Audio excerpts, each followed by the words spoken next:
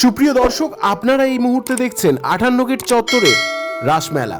এখনো পর্যন্ত সময়ের অভাবে যাদের রাসমেলা দেখা হয়ে উঠল না, এই প্রতিবেদনটি সম্পূর্ণ দেখুন আর কমেন্ট বক্সে জানিয়ে যান কি কারণে এবছর আসা হয়ে উঠল না।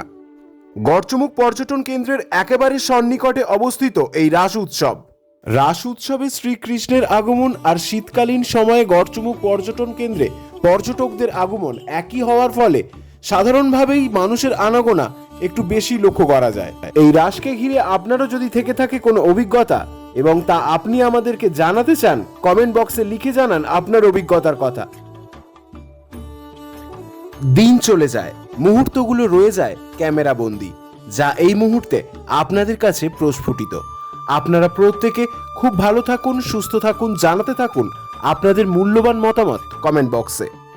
আর হ্যাঁ সুপ্রিয় দর্শক, এই রাস উৎসবে যদি বারবার এসে থাকেন তাহলে সংখ্যাটা যদি মনে থাকে কমেন্ট বক্সে জানিয়ে যেতে ভুলবেন না কতবার এসেছেন এই রাসে।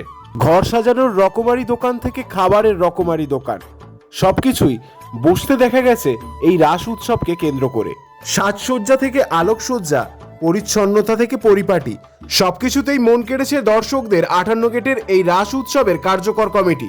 আর আপনি কোন জায়গা থেকে দেখছেন এই প্রতিবেদনটি তা জানাতে ভুলবেন না কমেন্ট বক্সে। আর হ্যাঁ, আপনার এলাকাতেও যদি হয় এই ঐতিহ্যবাহী রাস উৎসব, তার ছবি সহযোগে কমেন্ট বক্সে জানাতে ভুলবেন না। এর সাথে এলাকার নাম থেকে থাকে যদি অভিজ্ঞতার গল্প, অবশ্যই লিখে জানাতে পারেন কমেন্ট বক্সে। আরও একবার আপনারা ভালো থাকুন, সুস্থ থাকুন, দেখা হচ্ছে পরবর্তী প্রতিবেদনে।